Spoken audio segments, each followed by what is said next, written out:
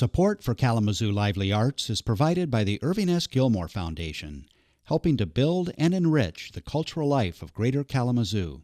I'm Shelley Irwin, and welcome to Kalamazoo Lively Arts, the show that takes you inside Kalamazoo's vibrant creative community and explores the people who breathe life into the arts. We step into the studio with Heidi Fehrenbacher and learn about functional ceramics at Joy Pottery. Then we head over to Arts and Artifacts Glass Studio to see how Gloria Bad Nurse fuses glass with photography and found objects for one-of-a-kind pieces. But first, we visit the Signature Artist Gallery to learn about the co-op of artists who band together to learn, create, and share their artwork.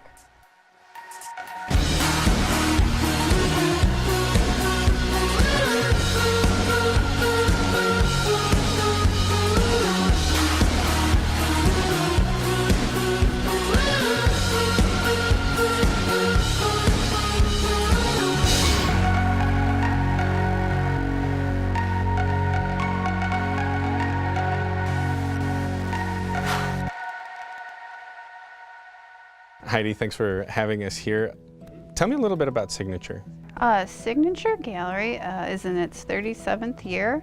There's 29 members from the local surrounding Kalamazoo area, and there's all kinds of different medium. There's jewelry, ceramics, painting, leather, wood, you name it, and we have it here. And where are you located? And what are your hours? Because you're not open all year. No, we're not. We actually started opening a couple of years ago on Small Business Saturday, Monday through Saturday, 10 to 7, and then Sundays from 12 to 5. And we're located at the Westwood Plaza in Kalamazoo. It's where the old Wild Goose Chase used to be.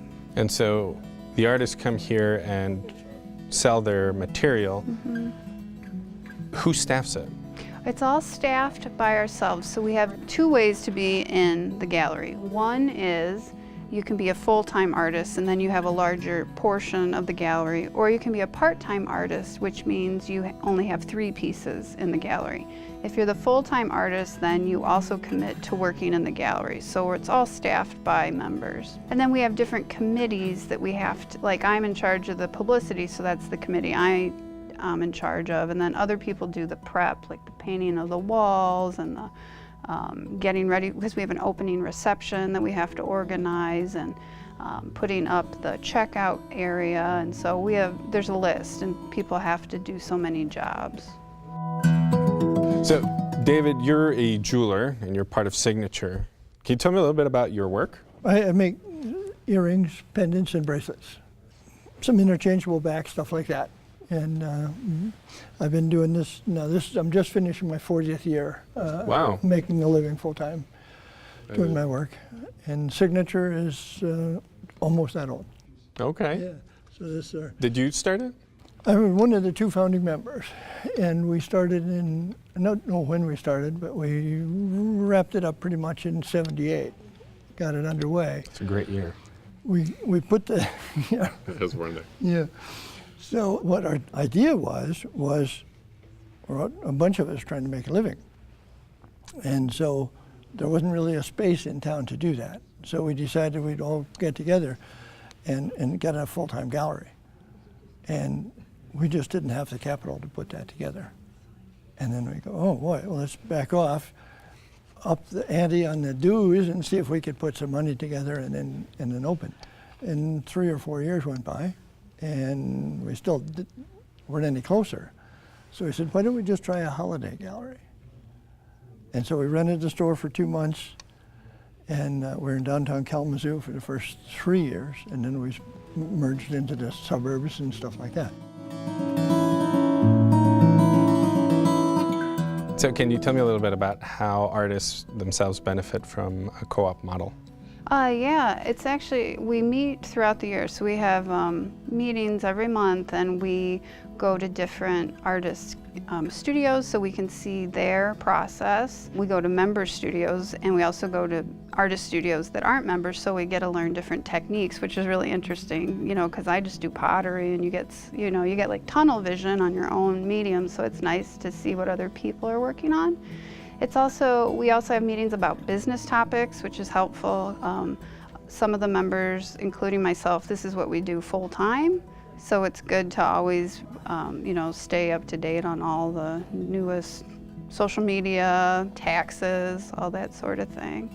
And then we also support each other. If we have local exhibitions, we try to all go and to the openings and whatnot. So it just, you know, if we're having a problem with the business, or even we have critiques. So some of the meetings are critiques where members bring in work that they've been working on for feedback. And that's really nice to have feedback from other artists that you trust their opinion. What do you like about it? I like being able, when things, you know, when things go well, it's always easy to find people to support you. When things go bad is when you really need the support. And so if I have a problem, I know that the people here have my back. So that's nice. Heidi, thank you very much for having us in this space and showing us a little bit about what it takes to put this on and who's involved. Thank you for coming out.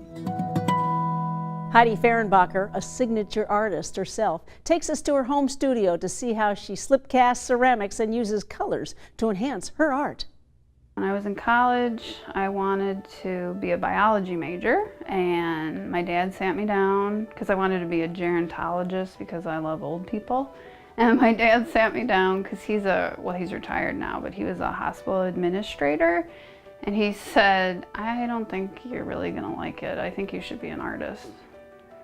So I went to the registrar's office and changed all my classes. It's funny because I asked my dad about it not too long ago, because everyone's like, that's such a great story. And he's like, yeah, Heidi, you know, when I was telling you that, I thought you'd be like a painter. I didn't think you'd be a potter. And I was like, oh, I'm sorry, there's like a stipulation to what you become, what kind of artist you become. So, but no, it was nice. They've always been supportive. He just wanted me to be happy, So today I'm going to show you how, once the piece comes out of the mold, I actually finish it up. A lot of times when you slip cast, you'll get a seam on a piece where the two pieces of plaster come together, like you see right here. So what I do is I take a middle rib like this, and I scrape off that excess seam.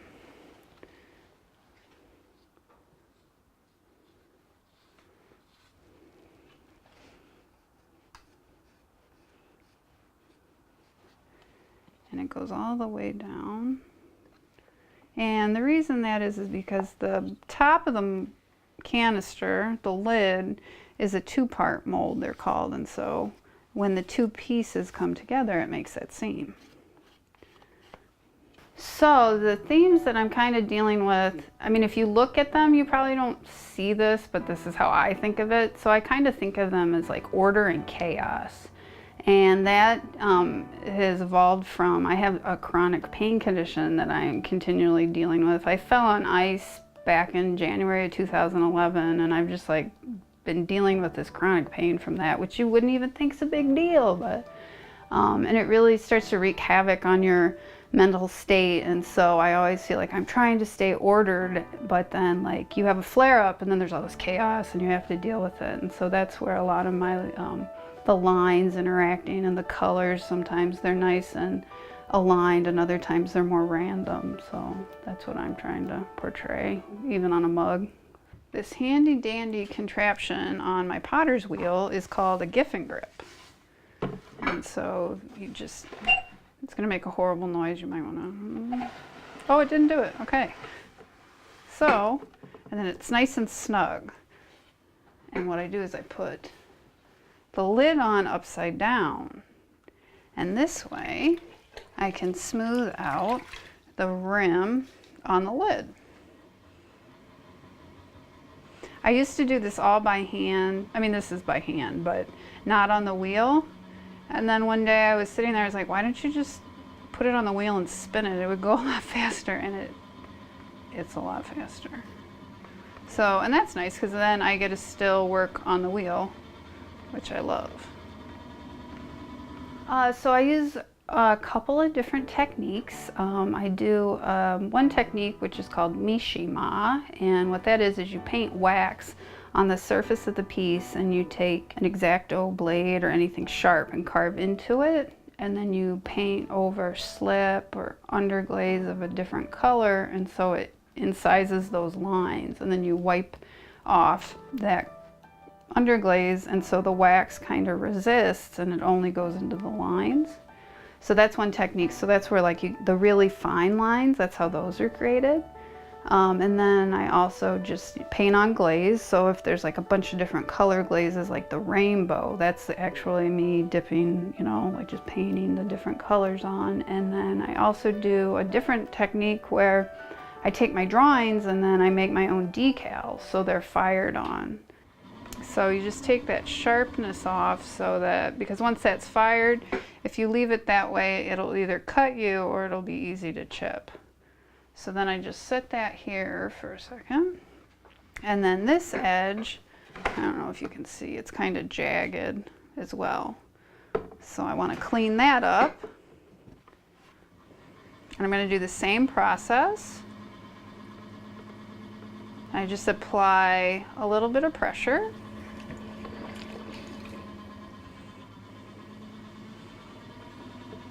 So I'm just squeezing in both directions.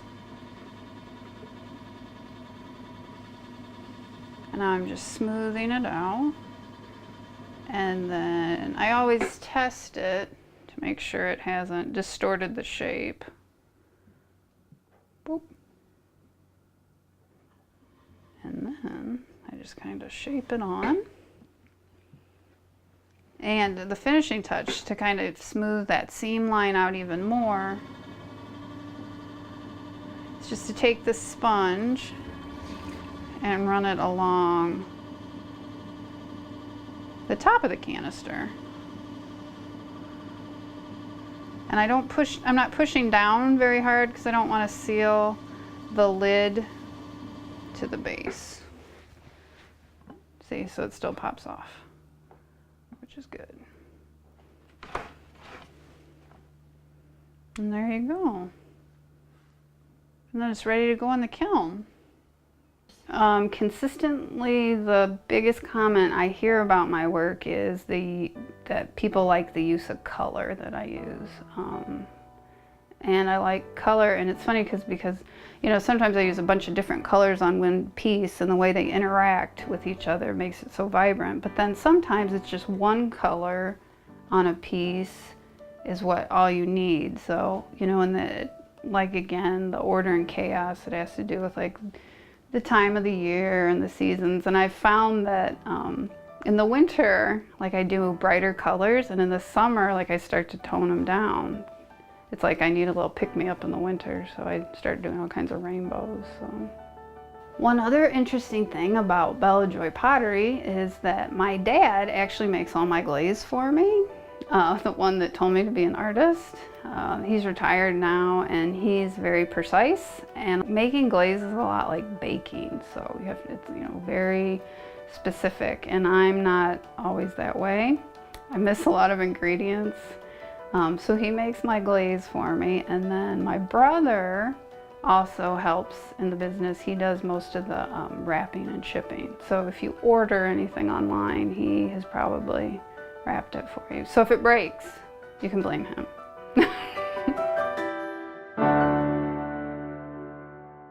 Art can be a creative outlet and also an outlet for creating change. Gloria Bad Nurse sits down with us to explain how she makes glassworks that carry a meaningful message. I am technically trained as a research scientist, so I did a lot of chemistry, biomedical science, and mathematics. And at a conference in Rhode Island, I happened into the Rhode Island School of Design and saw cast glass for the first time in my life, and it just bewildered me. I didn't know how they made it. I loved the look of it. It appealed to me, so I started reading. And that fall, there was a class at the KIA on sand casting glass. Loved it. Started making every free minute about making glass. Learned to make some molds, met some people in the class, and continued to sand cast for about 8 or 10 weeks after that. Got my first kiln, pulled it out of a dumpster. Someone had donated it, and the KIA wasn't interested, and they put it in the dumpster, and it had its 4 little feet sticking up, so hauled that home. Had a barn on this property then, plugged it in and started casting glass. And then after a certain amount of time, this is really what I wanted to do, and I quit my day job, built a studio, and the art world's been very kind to me, so very lucky. Many times in my work I use a combination of materials and methods to get the look I want in the finished piece of glass. And one of the things that interests me is using image and text.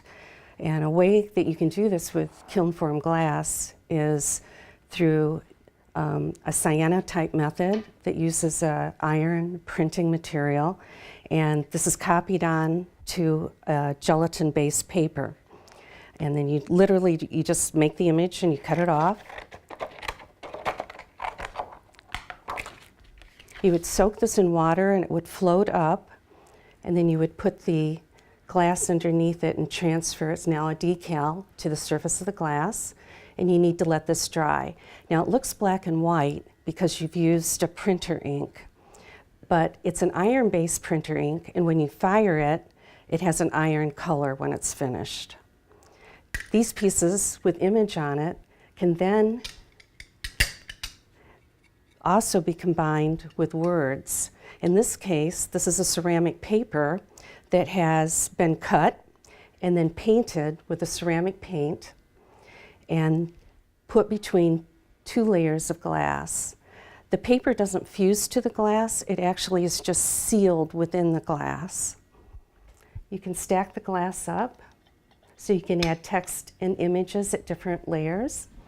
And this is a finished piece that has what I work with, the corn motif with the cyanotype process here, the paper processing here, and then the edge work has some text on it that's created by sifting powder on glass and then taking the end of a pencil or the end of a paintbrush and just writing through the image or the powder.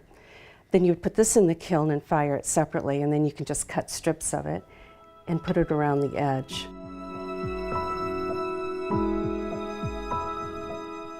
My personal voice is pretty much about hunger in America. I had been working with corn for a long time, and I had done this residency at Pilchuck, and so I used corn because it's what I knew. And during the residency, it just took over my life. I had so many things I wanted to say with it. And you do a little walkthrough with all your 3 weeks worth of work on the table, and I just teared up. Because you have to talk about your work, and I was just like, I love corn. It was just this incredible experience that I really knew what I wanted to do for the next 10 years. I am going to be busy for the next 10 years working on this. And it really allowed me to cement some loose ideas I had, and that's where all of this work has come about, was from that residency. So to incorporate paper within 2 sheets of glass, you can shape it with scissors. And this is a special paper that it's all made from a ceramic material, and you can cut it that easily. You can also paint on it with the ceramic paint, and these are specially made for the glass industry. You can add some detail to it. Then you can lay out your design on a base sheet of glass.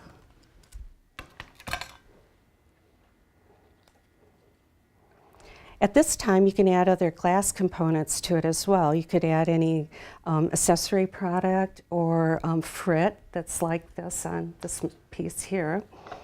It has to be encased, like I said, between 2 pieces of glass like that. And then when it's melted together, it will be firmly attached in there.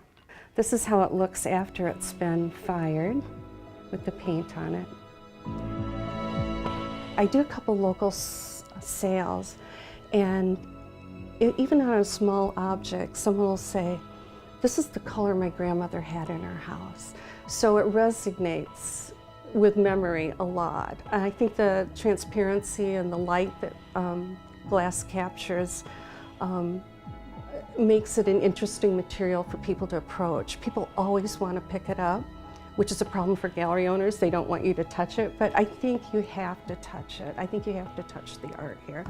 I like the fact that it's, you know, you've made it from the beginning. It's not something you bought off the shelf. And I think that's becoming more and more important, particularly in glasswork. There's so many products out there that make it very fun and easy for people to make glass in a small kiln, but that doesn't mean they have something to say with what they make. And that's important to me, that my work comes through and that it looks different, and it might stop somebody and say, what's this about?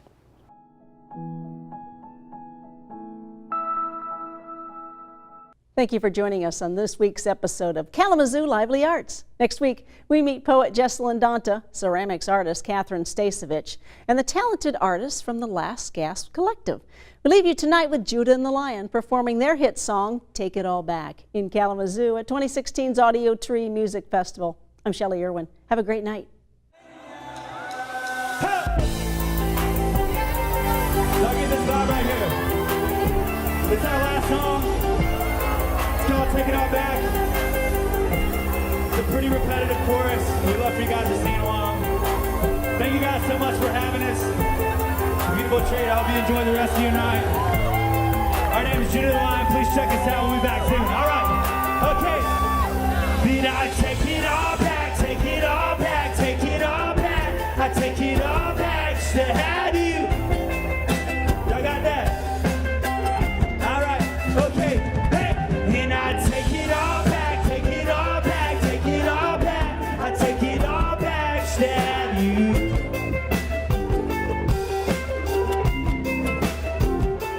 Waking up.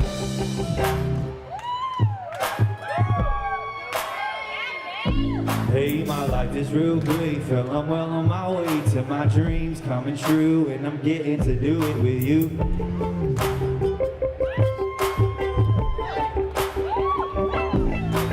It feels so nice when the people sing along. We're singing along to the banjo.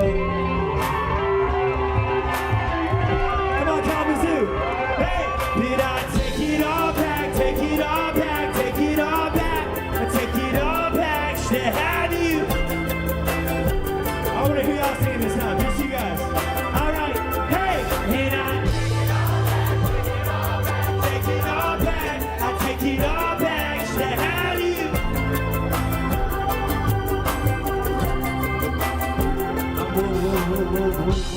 I'm waking up. Hey, one day we might have a big house with nice cars and fancy clothes and a wife with a big old diamond ring. Hey, to the people, they're dancing along to the mando in some sort of hip-hop beat. All right, did I take it all back, take it all back, take it all back, I take it all back, stab you.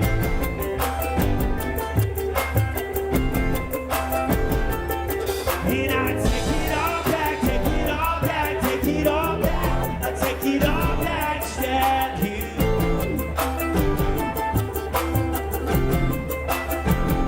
I'm waking up.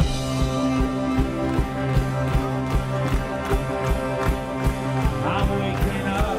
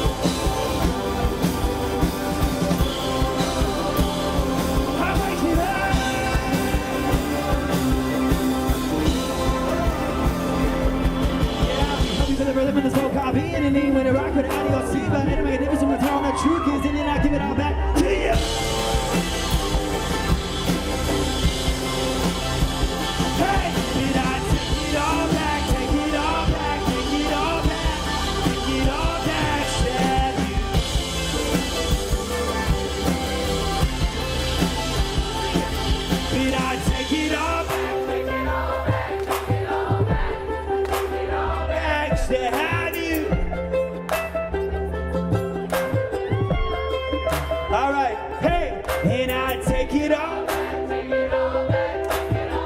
Kalamazoo, just to have you. Oh, y'all sing that one more time. Hey, hey, and I take it all back, take it all back, take it all back. I take it all back just to have you.